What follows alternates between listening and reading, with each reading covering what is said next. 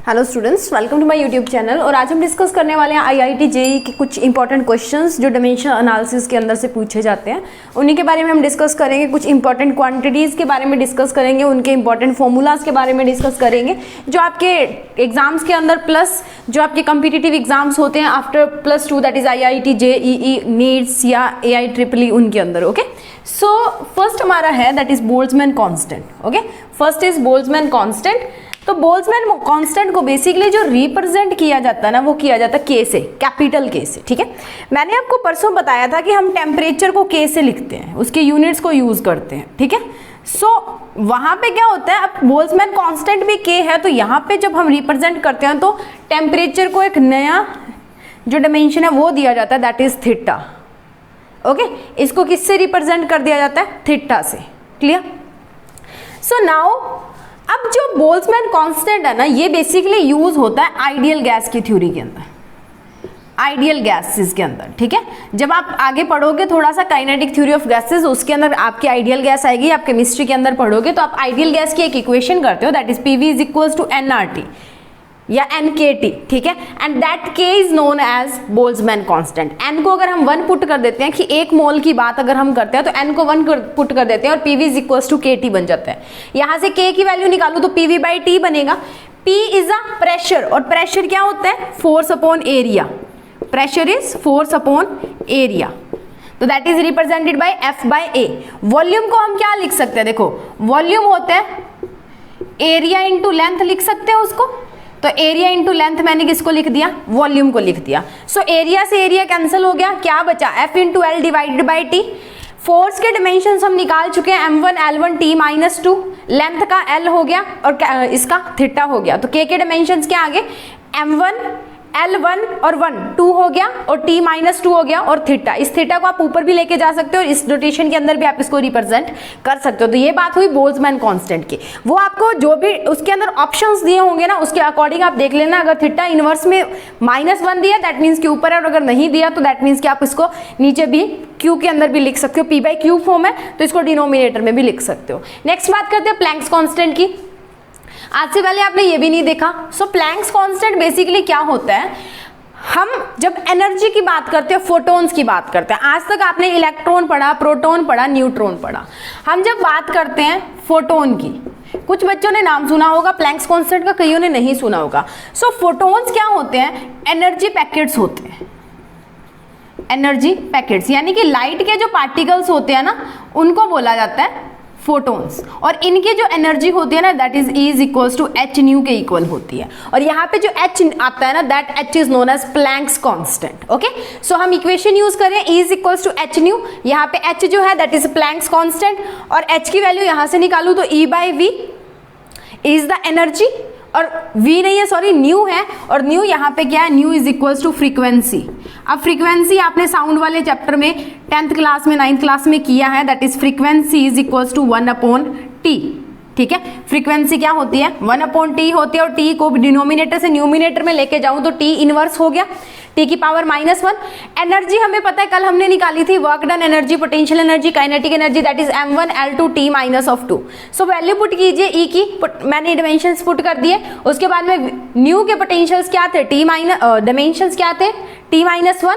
सो T-1 put कर दिया, ये T-1 ऊपर जाएगा, T+1 बचा, तो T-2 + 1 इज T-1, -2 + 1 इज -1। तो क्या देखो, M1 का M1, L2 का L2, और T-2 था, ये एक ऊपर गया तो कितना बच गया? -1 बच गया। सो H = M1 L2 T-2 के इक्वल आ गया। ओके, ये हो गया यहाँ तक, इसको नोट डाउन कीजिए। फिर चलते हैं अगली क्वांटिटीज की तरफ। So next students, moving on to gravitational constant and density. Next 2 quantities करेंगे हम, gravitational constant and density.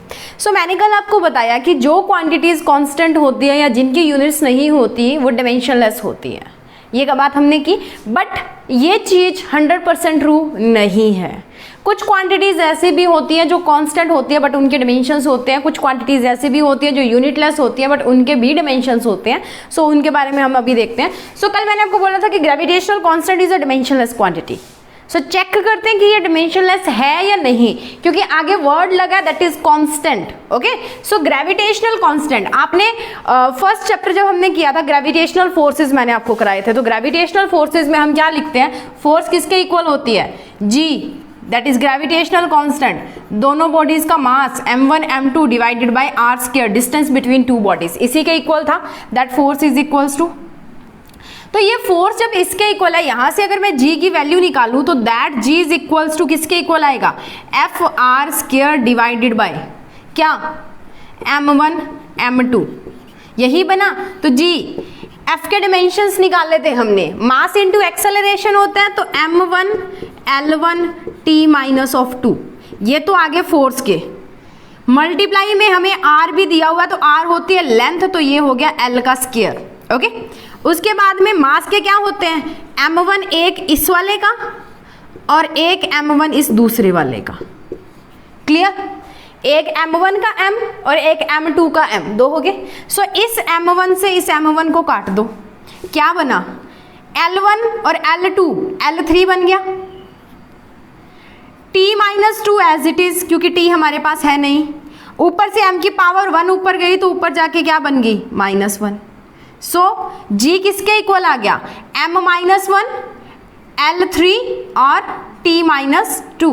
Okay, सो ये आ गई हमारे पास ग्रेविटेशनल कांस्टेंट की डिमेंशंस। बट हमने बोला था कि कांस्टेंट जो है वो डिमेंशनलेस है, यूनिटलेस जो है वो डिमेंशनलेस है, बट यहाँ पे आके ये चीज फेल होगी ना, ठीक है। तो कुछ केसेस में ये चीजें नहीं एग्जैक्टली होती, क्योंकि डिमेंशनल एनालिसिस जो है उसके कुछ ना कुछ ड्रॉबैक्स हैं, उसके कुछ ना कुछ उसके अंदर भी कुछ कमियां हैं। तो कमियां ये है कि वो 100% हमें नहीं बताती कि अगर कांस्टेंट है तो उसके डिमेंशंस होंगे या नहीं, कोई यूनिटलेस है तो क्या वो डिमेंशनलेस होगी या नहीं। मैं आपको यूनिट, और अगर किसी की यूनिट है तो क्या वो डिमेंशनलेस हो सकती है या नहीं, तो काफ़ी चीज़ें एग्जिस्ट करती हैं। तो यहाँ पे हमने एक कांस्टेंट तो देख लिया, दैट इज कांस्टेंट्स की डिमेंशन हमारे पास है। सो नेक्स्ट बात करते हैं डेंसिटी की। आपको पता है डेंसिटी क्या होती है, छोटी क्लासेस में आपने किया है। घनत्व जिसको बोलते हैं, घनता, इसको रो से रिप्रेजेंट किया जाता है, that is rho, and this is equals to mass upon volume.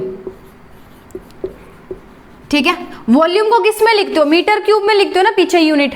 मास का तो m आ जाएगा, मास की तो कोई दिक्कत ही नहीं, ये m आ गया। अब वॉल्यूम को हम क्या लिखते हैं, वॉल्यूम को हम लिखते हैं, कभी भी यूनिट्स लिखते हैं तो हम बोलते हैं इतने मीटर क्यूब, इतने सेंटीमीटर क्यूब, यही चीज लिखते हैं। सो मीटर क्यूब यानी कि लेंथ ही तो है, तो यानी कि नीचे क्या आएगा, लेंथ का क्यूब, लेंथ की पावर 3 आ गई। सो रो किसके इक्वल आ गई, m1 l माइनस का 3, l माइनस का 3 और t 0। सो ये आगे हमारे पास डेंसिटी के डायमेंशंस। ओके, इनको नोट डाउन कीजिए, फिर और नेक्स्ट क्वांटिटीज पे चलते हैं। नेक्स्ट हम बात करेंगे angular velocity and angular momentum की। Angular velocity and angular momentum, दोनों चीजें मैंने जब आपको law of conservation of momentum करवाए थे, एंगुलर मोमेंटम और लीनियर मोमेंटम दोनों करवाई थी। ठीक है, आगे हम क्या करेंगे, first is angular velocity, angular velocity, and another one is angular momentum, angular momentum. Okay, इन चीजों के बारे में हम अब डिस्कस करेंगे। एक होती है वेलोसिटी, एक होती है एंगुलर वेलोसिटी। एंगुलर वेलोसिटी मतलब जब आप गोल गोल घूम रहे हो, तो जब आप गोल गोल घूमोगे तो कोई रेडियस के ऊपर आपको घूमना पड़ेगा, उस सर्कुलर पाथ का कुछ ना कुछ रेडियस होगा। सो वेलोसिटी और एंगुलर, तो हम क्या करेंगे, एंगुलर वेलोसिटी को डिनोट किया जाता है ओमेगा से, and that omega is equals to velocity upon radius, यही होता है।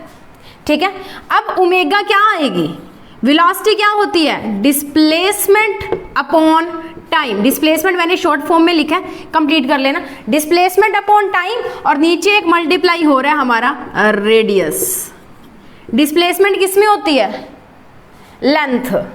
सो ओमेगा इज इक्वल टू किसके इक्वल हो गया, एल और टी और साथ में फिर एल। सो यहाँ पे एंगुलर वेलोसिटी जो है, दैट एंगुलर वेलोसिटी क्या आएगी, एल से एल कैंसल, तो क्या बचा 1/t, and that 1/t is written as omega के जो डायमेंशंस आएंगे m0 l0 t -1। Angular velocity. Okay, clear हो गया। नेक्स्ट बात करते हैं एंगुलर मोमेंटम की, and that angular momentum is represented by, किससे रिप्रेजेंट करते हैं? Linear momentum is p and angular momentum is l, और ये किसके इक्वल होता है? mvr के इक्वल। एक बात तो ये है कि मैं आपको लीनियर मोमेंटम के जो डायमेंशंस है वो पहले करवा चुकी हूँ, तो mv के वही पुट कर दो और r लेंथ जो है वो साथ में ऐड कर दो, ठीक है। सो यहाँ पे अगर मैं निकालूँ यहाँ से तो ये देखिए क्या बनेगा, लेंथ, मास को एज इट इज रहने दो, वेलोसिटी क्या होती है? Velocity is multiply that is displacement upon time, और मल्टीप्लाई में r, ठीक है। सो r है लेंथ का, डिस्प्लेसमेंट अपॉन टाइम की बात करें तो डिस्प्लेसमेंट होती है लेंथ, मास का आ गया m, इसका क्या आएगा? मल्टीप्लाई l बाय t, और इसका क्या आ गया अगेन? l। सो ये क्या बन गया? Angular momentum is m, l का स्क्वायर यानी कि l2 स्क्वायर नहीं बोलेंगे सॉरी इसको, और t ऊपर गया तो -1, m1 l2 t -1 are the dimensions of angular momentum. Okay, यहां तक क्लियर हो गया। इनको नोट कीजिए पॉज करके। उसके बाद में एक इंपॉर्टेंट क्वेश्चन मैं आपको करवाती हूँ, काफी इंपॉर्टेंट क्वेश्चन है, आपके एग्जाम्स के अंदर भी पूछ लिया जाता है। सो इसको करिए, सो कर देना, पॉज करो, नोट करो, और इसको हम करते हैं अब रब, ठीक है। एक इंपॉर्टेंट क्वेश्चन है कि कोई क्वांटिटी जिसके यूनिट्स हैं क्या वो डायमेंशनलेस हो सकती है? Right it down on your notebooks. And important, very very very important question, that is question is name a physical quantity, name a physical quantity, एक फिजिकल क्वांटिटी का नाम बताना है which has units but no dimensions, ऐसी physical quantity जिसकी units तो है but dimension नहीं है। हमने ये बोला कि जिनकी यूनिट्स नहीं है वो डायमेंशनलेस है, बट इसके पास तो यूनिट भी है और फिर भी वो डायमेंशनलेस है। ऐसी क्वांटिटी कौन होती है? सो आपका आंसर आएगा, दो एंगल्स करवाए थे मैंने, आपको याद रखना, एक तो नॉर्मल एंगल जिसकी यूनिट है वो रेडियन होती है, और एक मैंने आपको करवाया था सॉलिड एंगल, ठीक है। इसकी जो यूनिट होती है that unit is steradian, steradian, okay. ऐसे सॉलिड, ऐसे steradian, angle radian, okay, solid angle steradian. तो ये दो क्वांटिटीज हैं जिनके पास यूनिट्स हैं, एंगल की रेडियन और सॉलिड एंगल की स्टीरेडियन, बट इनके डायमेंशंस नहीं होते। Angle is a dimensionless quantity, these both of them are dimensionless, both of them are dimensionless, इनकी डायमेंशंस नहीं है, ठीक है। एंड बहुत इंपॉर्टेंट क्वेश्चन है, कई बार एग्जाम के अंदर, आईआईटी जेईई के अंदर, नीट के अंदर, पीएमटी के अंदर बहुत सारे एग्जाम होते हैं, पूछ लिए जाते हैं। जब आप +2 में जाते जाओगे ना आपको पता लग जाएगा कौन कौन से कैसे कैसे एग्जाम्स जो है वो होते हैं। सो ये एक इंपॉर्टेंट क्वेश्चन था कि एक ऐसी फिजिकल क्वांटिटी आपने बतानी है जिसकी यूनिट्स हैं बट उसकी डायमेंशंस नहीं है। सो एंगल और solid angles are the those quantities who have या which have units but no dimensions, इनके पास यूनिट्स हैं बट डायमेंशंस नहीं है, ओके। सो ये था आज का टॉपिक, आज का लेक्चर, जिसके अंदर हम कुछ इंपॉर्टेंट टॉपिक्स जो थे हमने डिस्कस किए, जो आपके कुछ कॉम्पिटिटिव एग्जाम्स के अंदर पूछ लिए जाते हैं। नेक्स्ट वीडियो के अंदर हम करेंगे सिग्निफिकेंट फिगर्स और राउंडिंग ऑफ के बारे में डिस्कस, ठीक है। काफ़ी इंटरेस्टिंग टॉपिक है, आपकी डे टू डे लाइफ के अंदर भी काफ़ी यूज़ होता है, मैथ्स के अंदर भी काफ़ी यूज़ होता है सिग्निफिकेंट फिगर्स और वो। सो उनके बारे में हम करेंगे नेक्स्ट वीडियो के अंदर, थोड़ा सा 10-15 मिनट के अंदर वो हो जाएगा, ओके। सो उसी के साथ आपका ये जो चैप्टर है that is chapter number second खत्म हो जाएगा। उसके बाद में चलेंगे मोशन के ऊपर, लीनियर मोशन के ऊपर, ओके। सो आज के लिए इतना ही, और वीडियो को लाइक करना है, शेयर करना है, और उसके साथ अगर आप मेरे चैनल पर नए हैं तो चैनल को सब्सक्राइब करना है, ओके। सो इसको पॉज करके नोट डाउन कीजिए।